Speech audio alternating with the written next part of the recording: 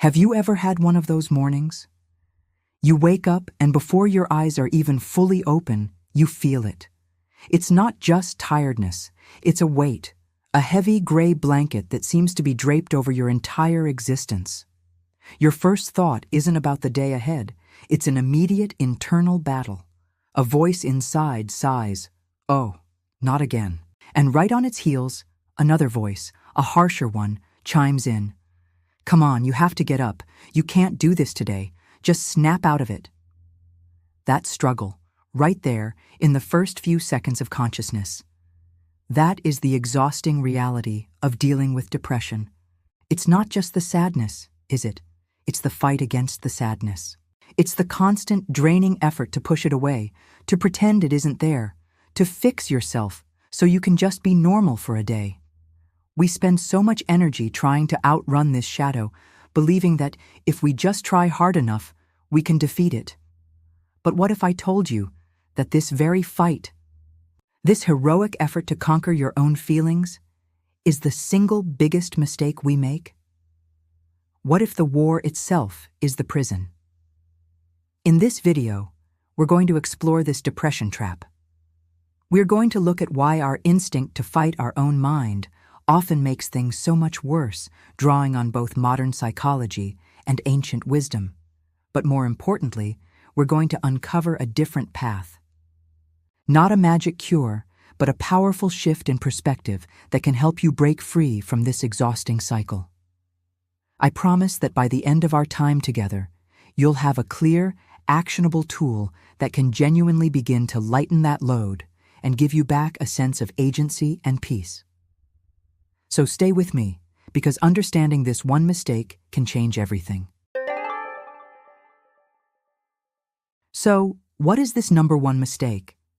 It's a strategy that feels so intuitive, so deeply ingrained in us, that we rarely ever question it. The mistake is treating our depression as an enemy to be conquered. We declare war on our own feelings. We see the sadness, the emptiness, the lack of motivation, and our immediate conditioned response is to fight it, to suppress it, to argue with it, to shame it into leaving. We tell ourselves, "I will not let this beat me," and we clench our fists, grit our teeth, and try to push the feeling down with sheer force of will. We believe that recovery is a battle, and victory means the complete annihilation of these difficult emotions. This is what I call the war against feeling, and it is the most exhausting, counterproductive, and isolating war you can ever wage, because the enemy and the battlefield are both inside you. Now, why do we do this? It's not a character flaw, it's a basic feature of our human operating system. Psychologists have a term for this: experiential avoidance. It's the tendency to avoid, suppress, or try to get rid of unwanted internal experiences, thoughts, feelings, memories, and physical sensations. Our brain's ancient survival wiring, the part that scans for threats like a hungry tiger, doesn't always distinguish between an external danger and an internal one. When a wave of profound sadness or hopelessness washes over us, this system can scream, "Danger, threat, get rid of it!" And so we fight. The tragic irony is that this fight creates a second, more painful layer of suffering. Think of the initial feeling of depression, the low energy, the sadness, as clean pain. It's the unavoidable pain of the human condition. But when we start fighting it, we add dirty pain on top. We feel anxious about our depression. We feel guilty for not being productive. We feel ashamed for feeling this way. We get angry at ourselves for not being able to snap out of it. This secondary suffering, this dirty pain, is often far more agonizing and debilitating than the original feeling itself. This is where the wisdom of the ancient Stoics becomes incredibly relevant. The Stoic philosopher Epictetus taught that it is not things that disturb us, but our judgment of things. They understood 2,000 years ago that our suffering often comes not from the event itself, but from our resistance to it. They saw that trying to command your feelings to disappear is as futile as commanding the wind to stop blowing. The feeling has already arrived. It is here. The war is not against the feeling, but against the reality that the feeling exists. And that is a war you can never win. Let's make this real. What does this war look like in everyday life? First, there's the internal monologue. It's that voice of the drill sergeant in your head. You miss a deadline at work because you feel paralyzed, and the voice screams, "You're lazy, you're useless, you're letting everyone down."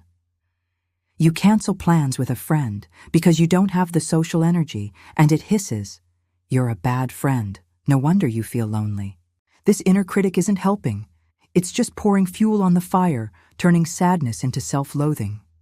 Second, there are the behavioral tactics, the great escape. This is when we use distraction as a weapon. We binge watch an entire series in one sitting, not for pleasure, but to numb the mind. We scroll endlessly through social media, a frantic search for a dopamine hit that can momentarily drown out the emptiness. We might even become a workaholic, using productivity as a shield to avoid having a single quiet moment alone with our own thoughts. These aren't forms of rest. They are frantic attempts to flee the battlefield of our own mind. And finally, there's the most exhausting tactic of all, wearing the mask of okayness. This is the performance we put on for the world. At work, at family gatherings, even with our partners, we smile, we nod, we say, "I'm fine, just a bit tired." Every "I'm fine" is a small lie that takes a huge amount of energy to maintain. And the more we perform okayness, the more isolated we feel, because we build a wall around our authentic experience, leaving us feeling profoundly alone even when we're surrounded by people. Do you see? The mistake isn't feeling depressed. The mistake is the exhausting, unwinnable war we wage against that feeling. So, the first step to breaking free isn't to fight harder. It's to lay down your weapons. Here is your first actionable tool. It's not about fixing anything. It's simply about observation. I call it the noticing frame. For the next few days, I want you to practice becoming a neutral observer of your internal world. Whenever you catch yourself in that battle, with that harsh inner critic, pause. Take one conscious breath. And then, mentally rephrase the thought using this simple frame. I am noticing the thought that, or I am noticing the feeling of. So, I'm a complete failure becomes, I am noticing the thought that I'm a failure. This heavy feeling is suffocating me becomes, I am noticing the feeling of heaviness in my chest. I should be stronger than this becomes, I am noticing the thought that I should be stronger. This isn't about agreeing with the thought or liking the feeling. You're not saying it's true.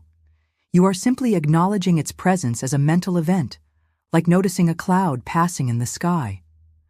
This simple linguistic shift begins to create a sliver of space between you, the conscious, aware observer, and the storm of your thoughts and feelings. You are not the storm. You are the sky in which the storm is happening. This is the first step out of the trap. Not fighting, but noticing. If the war against our feelings is the mistake, then what is the solution? What does it look like to lay down our weapons? The answer is a concept that might sound passive at first, but is in fact an act of profound strength and courage. The antidote is radical acceptance. Now let's be very clear about what this means. Acceptance is not the same as approval. It's not resignation. It's not saying, "I like feeling this way," or "I guess I'll be depressed forever." Radical acceptance is simply the practice of acknowledging reality, right here, right now, without judgment. It is looking at the pain, the sadness, the emptiness, and saying, with a quiet and steady inner voice, "This is here. I don't have to like it. I don't have to want it. But I will stop fighting the reality that it is present in this moment." It's the difference between being caught in a violent riptide and fighting against it until you drown from exhaustion versus a lifeguard's wisdom. Stop fighting the current, float with it, conserve your energy, and guide yourself gently back to shore. The riptide is the depression. The frantic swimming is the war against it. Floating is acceptance. Why is this so powerful? Let's look at the science.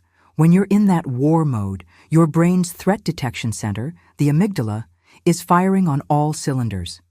It's pumping your body full of stress hormones like cortisol and adrenaline. You are in a constant, low-grade state of fight or flight. It is neurologically and physically exhausting. Your body is perpetually braced for impact. When you practice acceptance, something remarkable happens. You activate a different part of your brain, the prefrontal cortex, the seat of your more rational, calming, and wise self. By intentionally bringing a gentle, non-judgmental awareness to your feelings, you signal to your amygdala that while this feeling is unpleasant, it is not a life-threatening emergency. This process is supercharged when we add an element of self-compassion. Dr. Kristen Neff, a leading researcher in this field, has shown that self-compassion, treating yourself with the same kindness you would offer a good friend, is one of the most powerful ways to soothe our own nervous system. It can trigger the release of oxytocin, the love hormone, which has a powerful anti-stress effect. So, when you stop attacking yourself for feeling depressed and instead offer yourself a moment of kindness, you are literally changing your own brain chemistry, shifting from a state of threat to a state of care. This isn't a new age fad. This is ancient wisdom backed by modern science. The core principles of mindfulness, found in Buddhist philosophy, teach the art of observing our inner world without attachment or aversion. The goal isn't to create a mind that is always happy and peaceful. The goal is to create a mind that is big enough and kind enough to hold all experiences, the joy and the sorrow, without being destroyed by them. It is the practice of becoming a compassionate host to whatever feelings arrive at your door, rather than a frantic bouncer trying to keep the unwanted guests out. So what does this look like in the messy reality of our lives? Imagine you wake up with that familiar, leaden feeling of apathy. The war response, as we discussed, is to berate yourself. Get up, you're wasting the day. What's wrong with you? The radical acceptance response would sound very different. You'd notice the feeling, and your inner dialogue might shift to something like this. Okay, apathy is here this morning. I feel it in my body. It's heavy. It's making me want to stay in bed. There's no judgment, just observation. Then you add self-compassion. This feels really hard. Of course I don't want to get up when I feel this way. It's okay to feel this. It's part of the depression. Maybe you still stay in bed for 10 more minutes, but you spend those 10 minutes in a state of self-kindness, not self-attack. The dirty pain of guilt and shame is gone. And from that calmer place, you might find just enough energy to make a different choice, not out of force, but out of care. What would be one small, kind thing I could do for myself right now? Maybe it's just getting up to get a glass of water, or opening the curtains. It's a small act, but it comes from a place of support, not struggle. Or consider being at a party. You feel a wave of social anxiety and the urge to flee. The war response is to force a smile, internally scream at yourself to act normal, and then feel exhausted and fake. The acceptance and compassion response is to acknowledge the feeling internally. Wow, I'm feeling really overwhelmed and anxious right now. This is a lot. Then you offer compassion. It's okay to feel this way. Social situations can be draining for me. From there, you can make a choice based on self-care, not shame. Maybe you decide to step outside for 5 minutes of quiet. Or maybe you give yourself permission to leave early, telling your friend, "I'm not feeling great, but it was so good to see you." You're honoring your own needs, not fighting them. The strength here is not in pretending the feeling doesn't exist. The strength is in your ability to face it, hold it gently, and not let it bully you into self-hatred. So, here is your actionable tool for this chapter. It's a practice you can do anytime, anywhere, when you feel overwhelmed. It's called the Compassionate Check-In, and it has 3 simple steps. 1. Acknowledge the pain. First, just notice and name what's happening. You can literally say to yourself, "This is a moment of suffering," or "This hurts," or "This is stress." Just putting a label on it, without the story and the judgment, is a powerful act of mindfulness. 2. Connect to common humanity. Next, remind yourself that you are not alone in this feeling. This step combats the deep isolation of depression. Say something like, "Suffering is a part of being human," or "Other people feel this way too," or "I'm not the only one who struggles." 3. Offer. Kindness. Finally, ask yourself, "What do I need right now?" Or, "May I be kind to myself?" A simple, powerful gesture here is to put your hand over your heart. Feel the warmth and gentle pressure. It's a physical act of self-soothing. You might say, "May I give myself the compassion that I need?" Or, "May I be patient with myself?" Acknowledge, connect, be kind. This isn't about fixing the depression in that moment. It's about changing your relationship to it. You are shifting from being a warrior against yourself to becoming your own ally. We've laid down our weapons with radical acceptance. We've started treating ourselves with self-compassion. This is the foundation. It stops the bleeding from the dirty pain and gives us a calmer, more stable ground to stand on. But from this place, how do we begin to move forward? How do we translate this inner shift into outer change without falling back into the old trap of forcing ourselves? This brings us to the crucial third piece of breaking free: wise and valued action.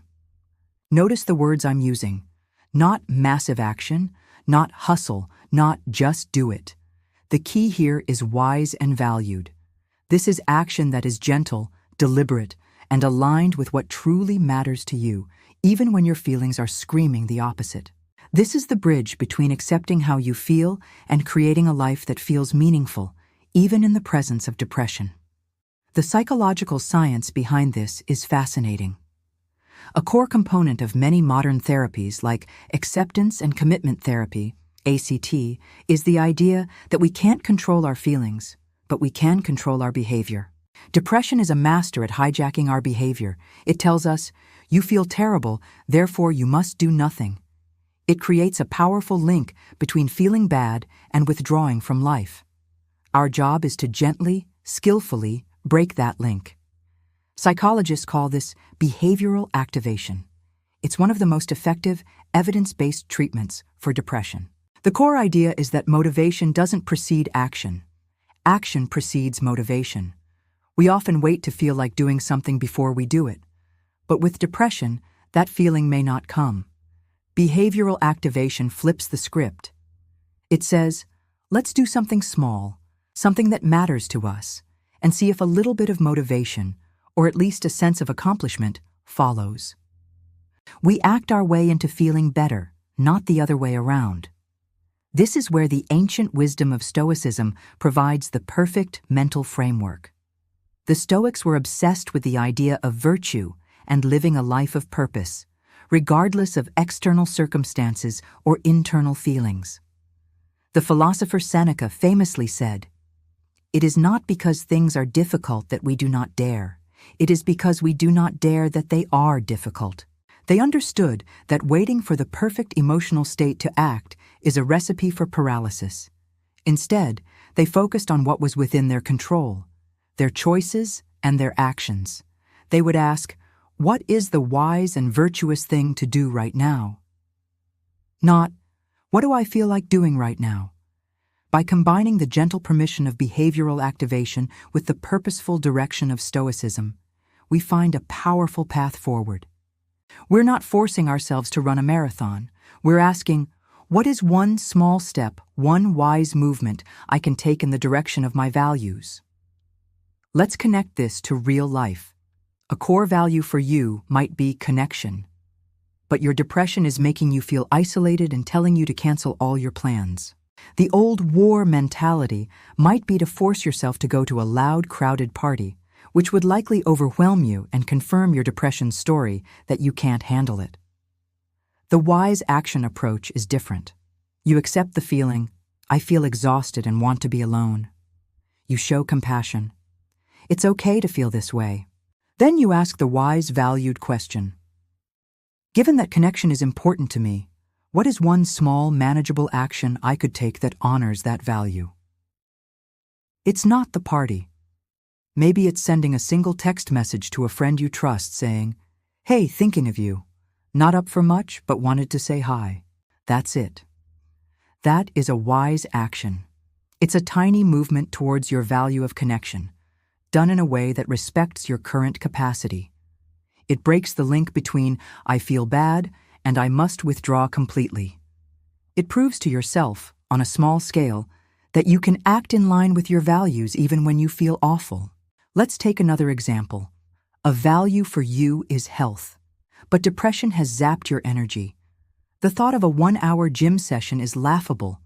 The wise action approach asks, what is one small movement I can make towards health? Maybe it's not the gym. Maybe it's just putting on your shoes and walking to the end of your street and back. Maybe it's just doing 2 minutes of gentle stretching by your bed, or drinking 1 glass of water. The size of the action is irrelevant. The direction is everything. Is this action, no matter how small, moving me toward a value I hold, or away from it? Every time you take one of these tiny steps, you are casting a vote for the person you want to be.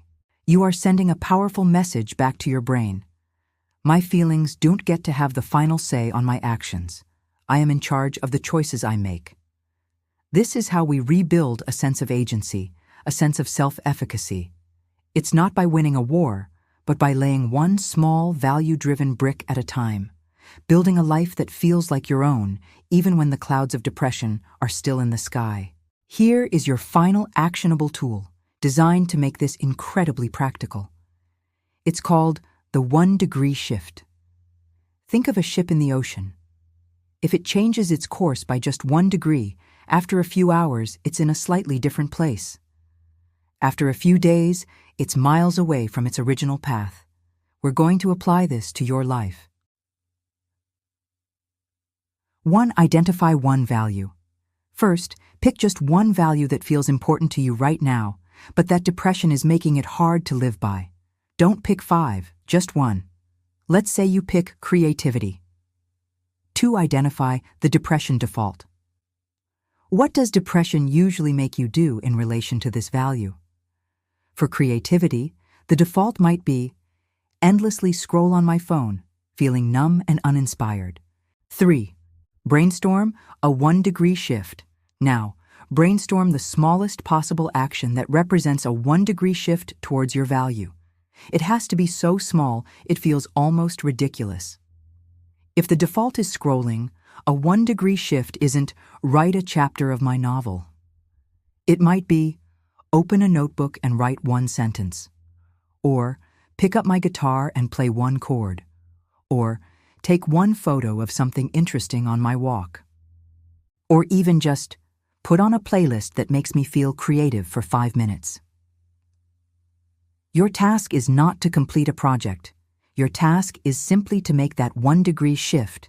That's the win. By doing so, you are gently steering your ship in a new direction, proving that you are the captain, even in a storm. So, where have we traveled together today? We started in that familiar, heavy place, the moment we wake up and the internal war begins. We identified the single biggest mistake so many of us make when dealing with depression. We treat it as an enemy to be fought, an internal war to be won. We exhaust ourselves trying to suppress, argue with, and shame our own feelings, creating a layer of guilt, anxiety, and self-loathing that is often worse than the depression itself. Then, we discovered the path to breaking free from this trap. It's not about fighting harder. It's about becoming wiser. First, we learned to lay down our weapons through radical acceptance. We saw that by simply acknowledging our pain without judgment, by saying, "This is here," we can stop pouring fuel on the fire of our own suffering. Second, we found the antidote to our harsh inner critic in self-compassion. We learned that by treating ourselves with the same kindness we'd offer a friend, we can literally change our brain chemistry, shifting from a state of threat to a state of care and soothing our own nervous system. And finally, we built the bridge from acceptance to a meaningful life with wise and valued action. We realized that motivation doesn't come first. Action does. By taking tiny 1-degree shifts in the direction of our values, we can gently break the hold that depression has on our behavior and prove to ourselves one small step at a time that we are the captain of our own ship. These aren't just ideas, these are tools, but like any tool, they only work if you pick them up and use them. Knowing this intellectually is one thing. Putting it into practice is where the real change happens. It won't be a perfect, linear journey. There will be days when the war feels tempting again. There will be moments you forget to be compassionate. That's okay. That's part of the process. So my invitation to you, my call to action, is this. Don't try to do everything at once. Choose one thing from this video that resonated with you the most. Was it the noticing frame, the compassionate check-in, or the 1-degree shift? Just pick one. And for the next 24 hours, make that your practice. Notice your thoughts, place a hand on your heart, or take one tiny step towards a value. You have been fighting for so long, and I know you are tired, but your strength was never in the fight. Your true power lies in your wisdom, in your compassion, and in your profound ability to choose, in this very moment, a different way. You are not broken. You are a human being navigating a difficult human experience, and you have everything you need within you to walk this path with courage and with grace. You've got this.